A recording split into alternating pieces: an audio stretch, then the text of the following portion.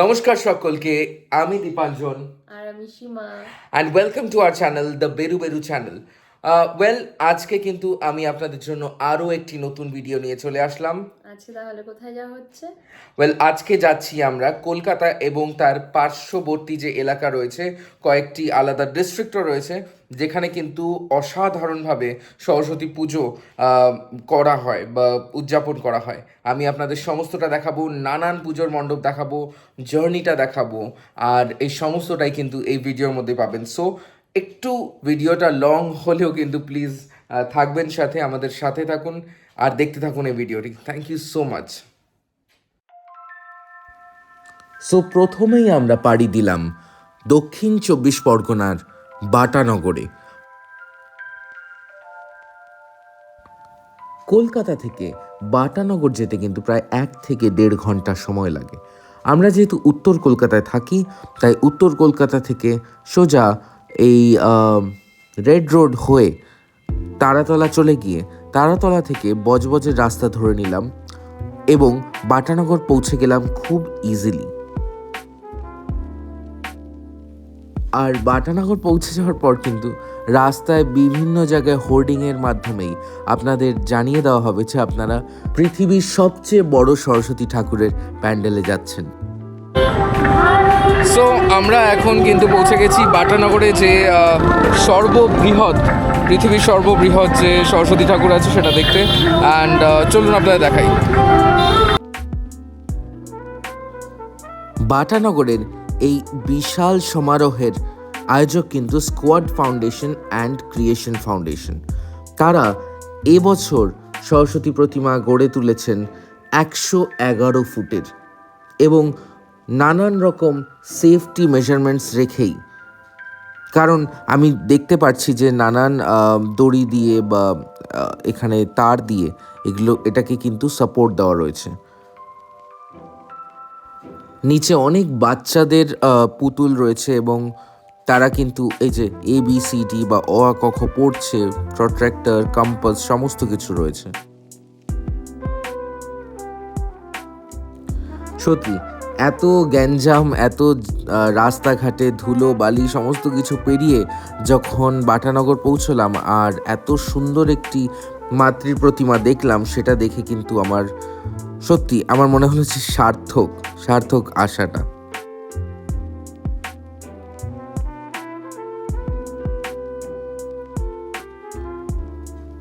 তারপরে আবার আমরা ব্যাক টু কলকাতা। এবার দক্ষিণ কলকাতার দিকে যাব আমরা বেহালাতে সিরিটি বিদ্যাবিতান, সেটিতে যাব আমরা।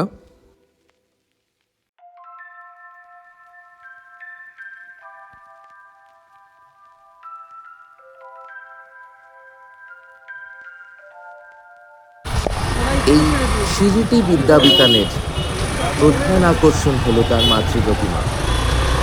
পদ্মশ্রী ভাস্কর শ্রী সনাতন রুদ্রপাল এই মাতৃপ্রতিমা গড়ে তোলেন প্রতি বছর। এবছরও অনবদ্য অসাধারণ মাতৃপ্রতিমা আমাদের দিয়েছেন এই সনাতন রুদ্রপাল। এত ডিটেলস, এত নিখুঁত কাজ আমি আগে কোনো সরস্বতী ঠাকুরে হয়তো দেখিনি।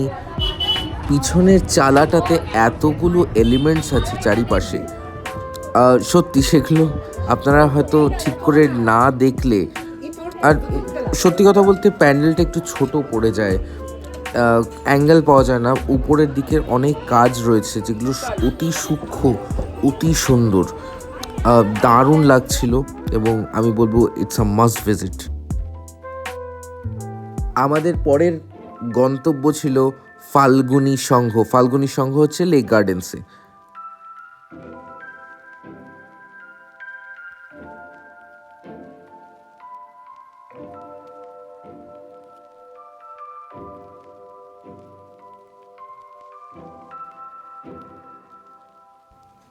ফাল্গুনী সংঘ লেক গার্ডেন্সে রয়েছে এবং সেখানে মাতৃ প্রতিমা কিন্তু অপরূপ। আমি সেটি দেখতেই গেছিলাম এবং এখানে হঠাৎ করে আমার ছোটোবেলার কথা মনে পড়ে গেল। হাতে আঁকা যে কম্পিটিশনগুলো হতো সেখানে আমি নাম দিতাম। মানে আমি কোনোদিন ওরমভাবে কোনোদিন আঁকা শিখিনি, বাট আমি অনেক জায়গায় কিন্তু এই কম্পিটিশনের নাম দিতাম, কারণ আমার আঁকতে খুবই ভালো লাগতো। সো মাতৃ প্রতিমার কাছে চলে এলাম। প্যান্ডেল সাধারণের পর্যায়ে পড়ে, কিন্তু মাতৃ প্রতিমা কিন্তু সত্যি অপূর্ব।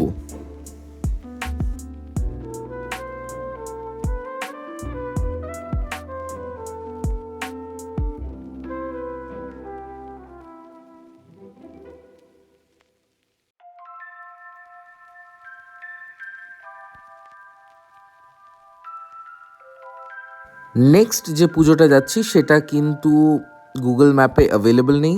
আপনি ৬৬ পল্লীর যে অ্যাড্রেসটা আছে সেইটি ধরে এগোলেই কিন্তু আপনি দেখে যাবেন। এই অমৃত সংঘ বলে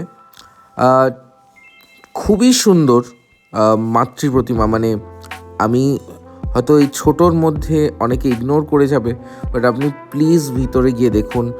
এই মাতৃ প্রতিমা কিন্তু অপরূপ এবং অনন্য সুন্দর।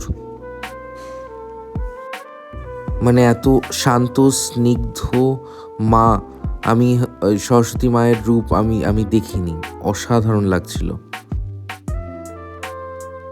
এই অমৃত সংঘের পুজো আপনারা আগে দেখেছেন কিনা প্লিজ জানাবেন, কারণ আমার খুবই ভালো লাগলো। নেক্সট আমরা কিন্তু গঙ্গার ওপারে চলে যাব, তাই দ্বিতীয় হুগলি ব্রিজ বা বিদ্যাসাগর সেতু ধরে আমরা এই হাওড়া চলে গেলাম। হাওড়াতে আমাদের গন্তব্যস্থল বালিটিকুড়ি বাজারের একটু কাছেই একটি বাড়ির পুজো। বাড়ির পুজোর ব্লগ অনেক দেখেছি, কিন্তু এত সুন্দর আমি দেখিনি। এখানে সরস্বতী পুজো হয়েছে খুব এখানে এই ডান দিকে এইটা তো এইটা হ্যাঁ ঢুকেই সামনে।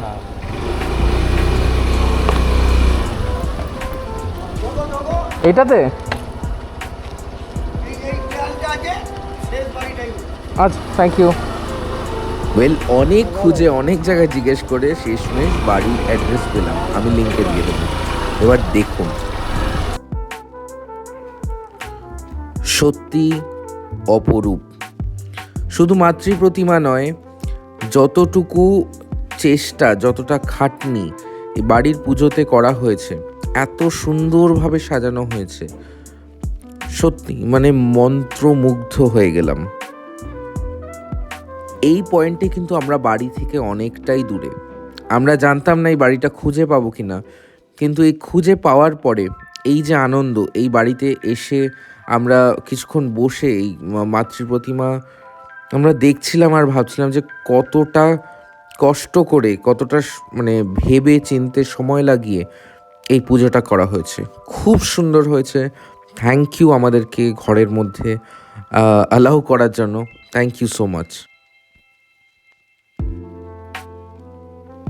নেক্সট পুজো আমরা জানি দাসনগর হাওড়াতে অনেকগুলো পুজো পরপর হয়, তো আমি 2-3টে আমি পুজো এখানেরও দেখাবো, কারণ এখানে কিন্তু বেশ সুন্দর মেলা বসে, বিশাল আয়োজন। দেখতে থাকুন। প্রথমেই চলে গেলাম দাসনগর জাগরণ সংঘ। দাসনগর জাগরণ সংঘের প্যান্ডেলও যেরকম যথেষ্ট বড় এবং মাতৃ প্রতিমাও কিন্তু অসাধারণ। আপনারা দেখতে থাকুন।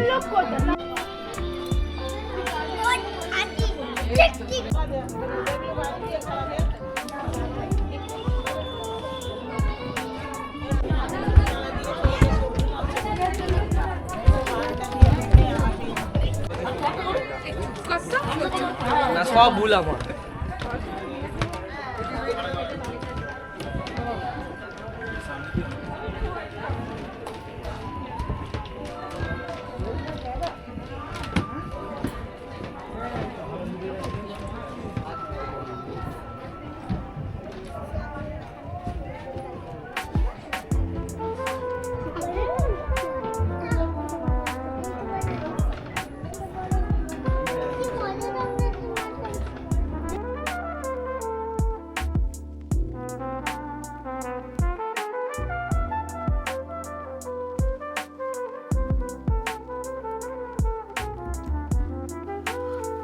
তার পরেরটা দাসনগর এভারগ্রিন ফ্রেন্ডস। দাসনগরের এভারগ্রিন ফ্রেন্ডসে বালাজির মন্দির তৈরি করা হয়েছে, খুবই সুন্দর প্যান্ডেল। মানে সত্যি কথা বলতে সরস্বতী পুজোতে আমি এত কনস্ট্রাকটিভ ওয়েতে এত সুন্দর প্যান্ডেল আমি দেখিনি।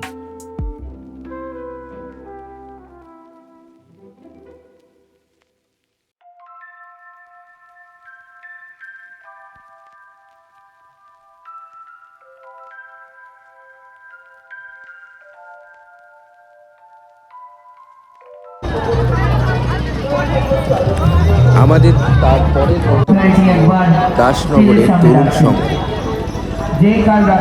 তাদের এবারে থিম ছিল মানব, এবং প্যান্ডেলটি আপনারা দেখে নিন। মাতৃ প্রতিমা যেরকম অপরূপ, সেরকমই প্যান্ডেলটাও কিন্তু অসাধারণ ছিল।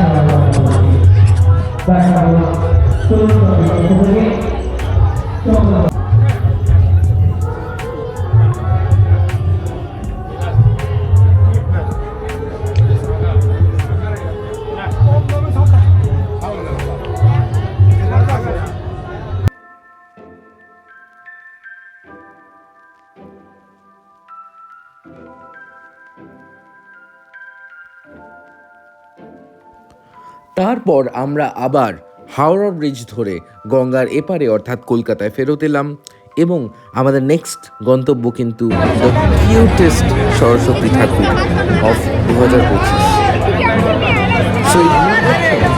আপনার কি সত্যি মনে হচ্ছে এটা সরস্বতী পুজো?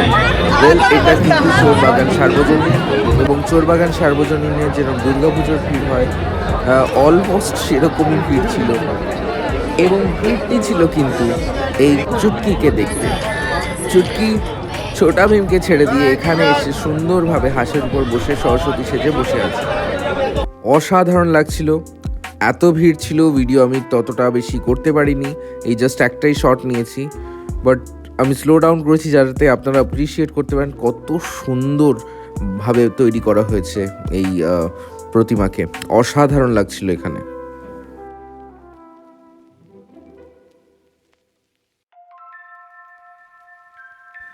আমাদের পরবর্তী গন্তব্য কিন্তু একদম রেড জোনের মধ্যে, তরুণ স্মৃতি সংঘ। খুবই আন্ডাররেটেড, কারণ অনেকেই জান না। তবে হ্যাঁ, আমি সত্যিকারের চাইছিলাম যে এখানে ফুটিয়ে তোলা যে কত সুন্দরভাবে এখানে এই সরস্বতী পুজো করা হয়। তরুণ স্মৃতি সংঘ, এবছরে তাদের থিম উত্তম কুমার, সবার সেরা প্রেমিক উত্তম কুমার এখানে লেখা ছিল। এবং সত্যি Uttam Kumar as an actor, as a celebrity, তাকে সেলিব্রেট করা হয় যেভাবে, এবং অবশ্যই সেটা প্রাপ্য, কারণ তিনি এত মহান এবং একটি এত ইম্পর্ট্যান্ট পার্ট আমাদের কলকাতার টলিউডের, তাই জন্যেই। এবং দারুণ মাতৃপ্রতিমা, খুব সুন্দর প্যান্ডেল, এত সুন্দর লাগছিল, পুরো স্টার স্টাডেড যাকে বলে। আমাদের পরবর্তী গন্তব্য ছিল উত্তরের আড্ডা। উত্তরের আড্ডা কিন্তু এই দেশবন্ধু পার্কের একদম কর্নারে থাকে, খুব সুন্দর হয় প্রত্যেকটি বছর। এবছর তাদের নস্টালজিয়া, এখানে কফি হাউস রয়েছে, সাইকেল আছে, পুরোনো দিনের বক্স টেলিভিশন আছে, খুব সুন্দর। এবং প্রতিমার যে রূপ, অনেকটি মনে হবে যামিনী রায়ের চিত্র থেকে, যামিনী রায়ের ক্রিয়েশন থেকে ফুটে উঠেছে। সেই লম্বা চোখ, বড় বড়, এবং খুবই সুন্দর লাগছিল, মানে নস্টালজিক এন্টায়ার ব্যাপার।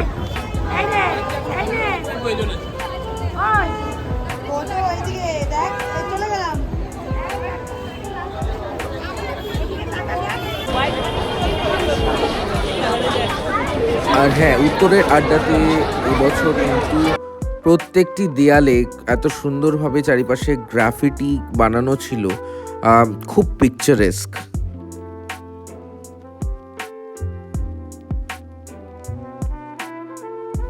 এবং লাস্ট বরঞ্চ বলা যায় ওয়ান অফ দ্য বেস্ট কলকাতার, যেটা হচ্ছে টালা প্রত্যয়। টালা প্রত্যয় প্রতি বছর যে সরস্বতী পুজো করে বা দুর্গা পুজো করে তার ক্রেজ আলাদাই থাকে। এবছর তো থাকবেই, কারণ 100 বছর পূর্তিতে তারা কিন্তু ভীষণ বড় করে এই উদযাপন করছে। এবং এখানে কিন্তু আমাদের দেখা দরকার যে ভিড়টা কিন্তু দুর্গাপুজোর থেকে কোনো অংশে কম নয়।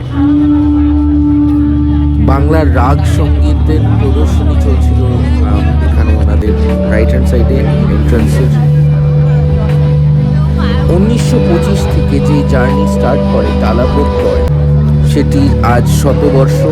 এবং প্রথমে এটি নাম ছিল টালা পার্ক সার্বজনীন, তারপরে হয়ে যায় টালা পার্ক প্রত্যয় 2017-তে, এবং তারপর 2022-এ এটি টালা প্রত্যয় নামে চেঞ্জ হয়ে যায়। ভিড় ঠেলে ঠেলে আমরা কিন্তু এগোতে সামনের দিকে যাচ্ছিলাম। এবং যারা সামনে রয়েছে উদ্যোক্তারা, তারাও দেখছিলাম সাপোর্ট করছে, তারা সামনে লোকেদের পিছনে পাঠিয়ে দিচ্ছিল। সত্যি অত্যন্ত স্নিগ্ধ মাতৃ প্রতিমা, এবং অসাধারণ বললে অনেক কম হবে। ভিড় যথেষ্ট ছিল, কিন্তু তারই মধ্যে এই যে আমরা এই পুরো জার্নিটাকে আমরা কমপ্লিট করলাম, আমার সত্যি মনে হয় যে সার্থক। সো আর ভিডিও এগোবো না। আই হোপ আপনাদের সকলের ভিডিও পছন্দ হয়ে থাকলে একটি লাইক করে দেবেন, কমেন্ট করে জানান কোথায় কি খামতি থাকলো, এবং শেয়ার করে দিন বন্ধু এবং রিলেটিভদের মধ্যে। And this is the Beru Beru channel. আমরা আরও ভিডিও আনতে থাকবো। Do subscribe to the channel. Thank you so much.